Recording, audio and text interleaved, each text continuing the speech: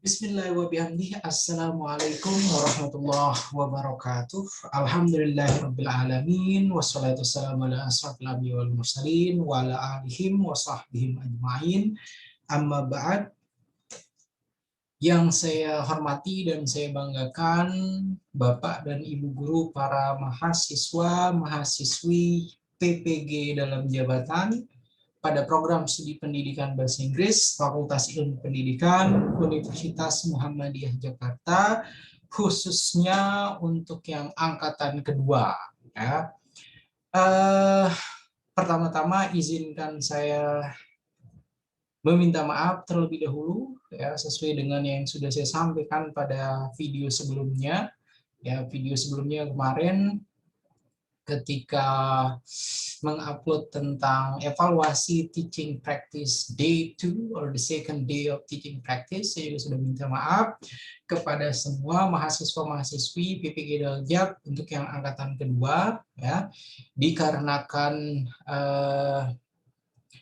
jadwal yang ada pada angkatan pertama, ya, pada kegiatan PPL atau praktek pembelajaran mata kuliah ketiga itu bentrok dengan jadwal pada pendalaman materi yang ada pada angkatan kedua, maka yang harusnya hari ini dan besok itu Bapak dan Ibu guru itu bersama saya, tetapi karena jadwalnya tidak memungkinkan di dalam LMS, kalau misalnya sudah mengganggu di angkatan pertama, maka tidak bisa di-set untuk yang angkatan kedua. Ya, jadi itu saya meminta maaf kepada Bapak dan Ibu guru tidak bisa mendampingi, ya, pada tahapan pembuatan materi ajar, ya, pembuatan atau penyusunan materi ajar. Jadi video ini saya buat agar Bapak dan Ibu guru, khususnya mahasiswa-mahasiswi PPG Daljab angkatan kedua itu tetap mempunyai petunjuk arahan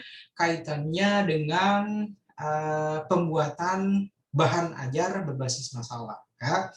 Oke, Bapak dan Ibu guru, sebagaimana yang sudah saya sampaikan pada pertemuan pertama perkuliahan pendalaman materi,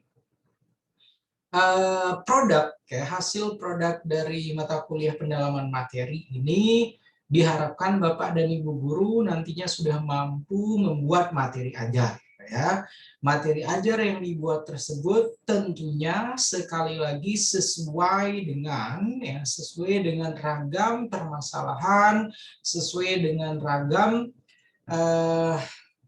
ragam miskonsepsi, ragam defisit kompetensi ketika melakukan proses pembelajaran, ya. Jadi permasalahannya itu bisa dialami oleh Bapak dan Ibu guru, ya, kaitannya dengan defisit kompetensi, kemudian juga permasalahan yang dialami ketika mengajar kepada para siswi atau peserta didik, ya.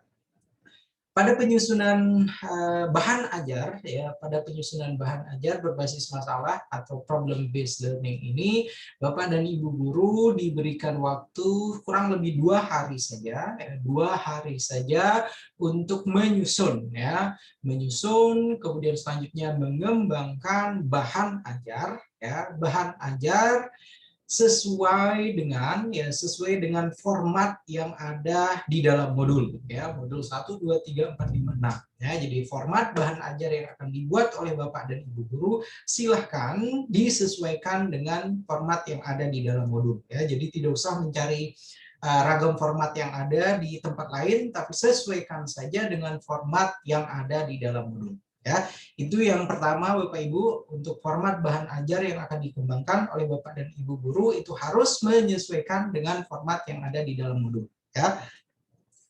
Kemudian yang kedua, ya, kaitannya dengan bahan ajar. Bahan ajar ini Bapak dan Ibu guru sesuai tagihan diminta untuk memilih 1 KB, ya, dari 24 KB yang ada pada 6 modul kompetensi profesional bidang studi bahasa Inggris, ya. Jadi untuk yang angkatan kedua PPG Daljab ini kalau tidak salah itu ada 29, ya, ada 29-an orang, ya, yang mengikuti PPG Daljab. Kalau 29 orang, kemudian nantinya akan ada 24 ya 24 KB yang diakomodir, sisanya itu nanti silahkan dapat memilih KB-KB sesuai dengan yang diinginkan. Ya, jadi tidak apa-apa. Setelah 24 KB yang ada di dalam 6 modul itu sudah terakomodir semua, maka sisanya dapat memilih KB-KB atau kegiatan belajar sesuai dengan keinginan Bapak dan Ibu guru semua. Ya, itu yang kedua. Kemudian yang ketiga, Bapak dan Ibu guru yang saya hormati, yang saya banggakan, bahan ajar yang dikembangkan sekali lagi itu merupakan bahan ajar yang di dalamnya harus mengedepankan atau harus ada integrasi HOTS di dalamnya, kemudian harus juga paling tidak ada TPACK di dalamnya, kemudian ada advanced material ya sebagai lanjutan dari essential material, kemudian juga bahan ajar yang dikembangkan oleh Bapak dan Ibu guru tentunya juga merupakan bahan ajar yang dirasa atau yang benar-benar mampu nanti di-delivery dengan baik kepada para peserta didik. Ya. Dan salah satu contoh dari bahan ajar yang baik ya, atau bahan ajar yang proper bagi para peserta didik, bahan ajar tersebut tentunya memiliki ragam referensi, ya, memiliki ragam rujukan. Ya. Selain memiliki ragam referensi, ragam rujukan, ya, bahan ajar tersebut juga harus benar-benar bisa mengakomodir apa yang dinamakan dengan kekinian, ya, atau sesuai dengan penelitian terbaru yang ada. Ya, jadi bukan hanya materi ajar yang berasal dari satu sumber saja, ya, akan tetapi materi ajar yang berasal dari beragam sumber, ya, bisa dari jurnal, bisa dari penelitian, bisa dari buku, website, dan lain sebagainya. Semakin beragam, ya, semakin beragam referensi yang dibuat oleh Bapak dan Ibu guru semua, maka dapat dipastikan salah satu indikator bahan ajar yang baik itu sudah terpenuhi, ya, Bapak dan Ibu guru, harapannya seperti itu. Kemudian poin keempat, pada pertemuan hari ini saya mendapatkan beberapa pertanyaan dari dosen yang mengampu kaitannya dengan advanced material, kemudian selanjutnya bagaimana mengintegrasikan problem based learning dalam materi ajar, ya. Oke, untuk yang advanced material, Bapak dan Ibu guru yang saya hormati, yang saya banggakan, advanced material itu merupakan materi yang jauh lebih tinggi dari essential material. Ya, essential material itu merupakan materi dasar, materi yang di-delivery kepada para siswa atau peserta didik, sedangkan advanced material itu berisi materi-materi yang di dalamnya ada kaitannya misalnya dengan lingkup dunia nyata, ya, dengan keseharian yang dimiliki oleh para siswa, ya, itu untuk yang advanced material. Jadi bagaimana caranya Bapak dan Ibu guru mengintegrasikan real life of the students into the learning material, ya. Jadi bahan ajar yang dikembangkan, bahan ajar yang dibuat itu benar-benar sesuai dengan apa yang dialami di dunia nyata oleh para peserta didik. Sehingga ketika mereka belajar, ketika mereka mempelajari bahan ajar yang diberikan, maka mereka sudah bisa nyambung sesuai dengan real life situation yang mereka miliki. Ya, itu untuk yang advanced material. Advanced material juga dikemukakan oleh Prof. Hafid, kemudian Prof. Sawal, bahwasanya untuk yang advanced material itu merupakan level berikutnya dari essential material. Jadi misalnya seorang guru, Bapak dan Ibu guru itu akan mengajarkan tentang konsep A, ya, konsep A kepada para siswa, ya, konsep A itu misalnya setara dengan 10%, ya, setara dengan 10%. Kemudian sebagai guru, ya, Bapak dan Ibu guru dituntut untuk memahami paling tidak 15%, ya, ada 5% lebih tinggi dari essential material, ya. Itu yang dinamakan dengan advanced material. Oke. Dan selanjutnya kaitannya dengan integrasi problem based learning, saya kira sangat sederhana Bapak dan Ibu guru. Jadi bahan ajar yang dibuat itu sesuai dengan permasalahan yang dialami. ya, sesuai dengan ragam permasalahan yang dialami oleh Bapak dan Ibu guru. Jadi berangkatnya dalam pembuatan titik poin starting pointnya ketika mengembangkan bahan ajar tersebut itu berasal dari permasalahan yang dialami.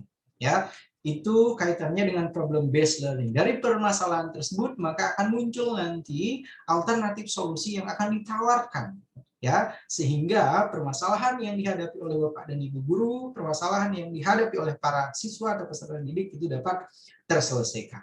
Ya, kemudian ketika problem based learning-nya sudah tercapai, kemudian sudah dapat diimplementasikan dalam model pembelajaran, maka berikutnya pada tahapan yang lebih tinggi lagi itu project based learning. Ya, problem based learning para peserta didik itu sudah mampu ya diajak untuk menyelesaikan ragam permasalahan yang ada.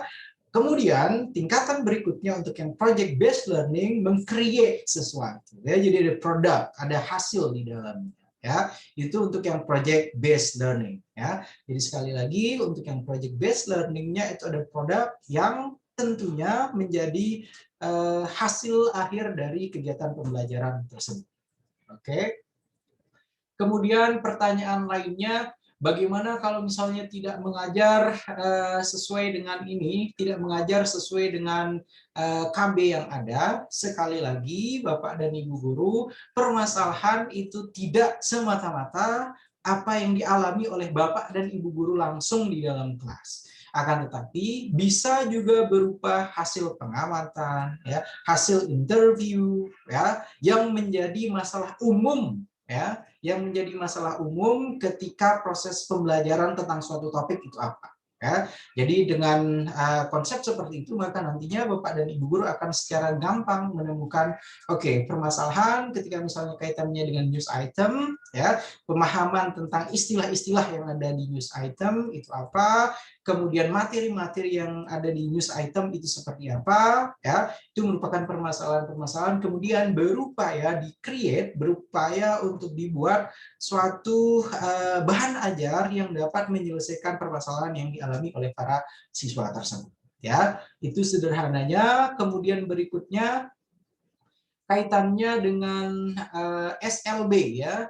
Untuk yang SLB, sekali lagi Bapak dan Ibu guru yang mengampu di sekolah luar biasa, ya, tentunya pendekatan, ya, kemudian materi ajar, kemudian selanjutnya media ajar yang dipergunakan itu tentunya harus dapat dapat masuk ke dalam para peserta didik spesial tersebut. Ya, apa yang dimaksudkan dengan harus bisa masuk? Ya, tentunya ya materi yang diberikan itu benar-benar materi yang pertama dapat diimplementasikan. Ya, jadi para peserta didik luar biasa tersebut itu dapat mengikuti tahapan pembelajaran. Ya, kemudian materi yang di-delivery juga itu harus dimodifikasi sesuai dengan kemampuan mereka.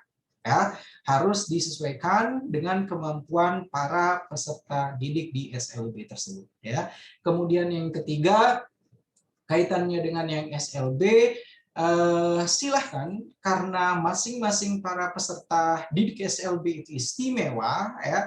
Jadi Bapak dan Ibu guru harus benar-benar bisa mengenali lebih jauh tentang karakteristik, tentang apa yang disukai, apa yang menyebabkan peserta didik luar biasa tersebut itu mau untuk belajar. Ya, jadi itu permasalahan kaitannya dengan peserta didik, kemudian delivery pada siswa SLB. Ya, kemudian berikutnya kaitannya dengan materi ajar, apakah nanti itu yang akan digunakan ketika tahapan praktik pembelajaran kalau tidak salah. Untuk jawaban ini Bapak dan Ibu guru, pada tahapan praktik pembelajaran itu merupakan mata kuliah ketiga pada PPI Daljab ini yang digunakan nanti ketika praktik pembelajaran itu adalah hasil atau produk dari mata kuliah kedua perancangan pembelajaran. Ya, jadi setelah tahapan mata kuliah pertama pendalaman materi, Bapak dan Ibu guru nanti akan mengikuti mata kuliah kedua perancangan pembelajaran. Di dalam perancangan pembelajaran itulah nanti akan membuat 3 set dokumen, ya. 3 set dokumen dan akan lebih luas lagi cakupannya ketika mata kuliah kedua. Ya, kalau pada pendalaman materi hanya membuat bahan ajar, sementara pada pengembangan perangkat pembelajaran pada mata kuliah kedua, ya, kaitannya dengan perancangan pembelajaran, itu semua aspek sudah dibuat, harus dibuat oleh Bapak dan Ibu guru. Mulai dari lesson plan atau RPP, kemudian selanjutnya bahan ajar, media ajar, kemudian LKPD, lembar kerja peserta didik, sampai dengan instrumen penilaian yang digunakan. Jadi ada 3 set dan itulah nanti yang akan digunakan pada PPL, pada kegiatan praktek pembelajaran. Ya, hasil dari produk pada mata kuliah kedua. Ya, mudah-mudahan itu bisa menjawab pertanyaan kaitannya dengan bahan ajar yang dibuat sekarang pada pendalaman materi, apakah sama nanti dengan yang akan digunakan pada praktek pembelajaran. Ya. Kemudian berikutnya, karena waktu yang diberikan oleh Bapak dan Ibu guru untuk menyelesaikan modul atau bahan ajar ini adalah 2 hari, ya, pada pertemuan ke-8 dan ke-9, ya. Jadi silahkan usahakan pada 2 hari tersebut memang sudah benar-benar tuntas, ya, sudah benar-benar selesai untuk pembuatan materi ajarnya, ya.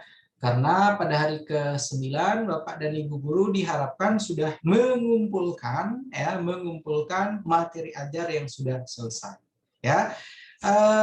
Oke, sebagai informasi, walaupun nanti misalnya ketika Bapak dan Ibu guru sudah mengumpulkan pada hari ke-9 materi ajarnya, kemudian setelah mengikuti perkuliahan pada kompetensi pedagogik, ya, pada hasil dari mengikuti perkuliahan kompetensi pedagogik tersebut, ada hal-hal yang menjadi masukan, ada hal-hal yang menjadi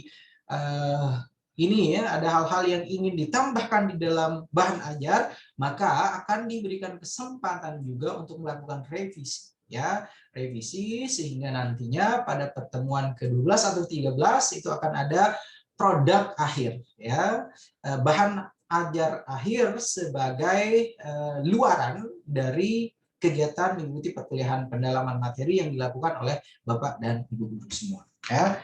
Jadi saya kira itu saja Bapak dan Ibu guru, khususnya para mahasiswa-mahasiswi PPG Daljab angkatan kedua pada program studi pendidikan bahasa Inggris. Jadi silahkan, mudah-mudahan dalam 2 hari ini bahan ajarnya telah tuntas, telah selesai, dan kemudian nanti akan masuk pada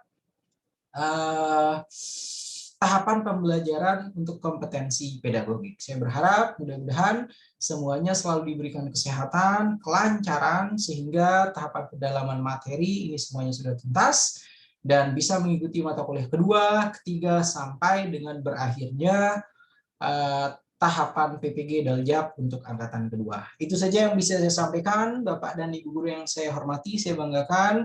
Sekali lagi saya mohon maaf karena saya tidak bisa lagi mengampu untuk yang pendalaman materi dikarenakan bentrokan dengan jadwal yang ada pada angkatan pertama untuk kegiatan praktek pembelajaran atau PPL-nya. Kurang lebihnya saya mohon maaf. Saya akhiri dengan Allahumma fiqh wal hadi ila sabilir rasyad. Assalamualaikum warahmatullahi wabarakatuh.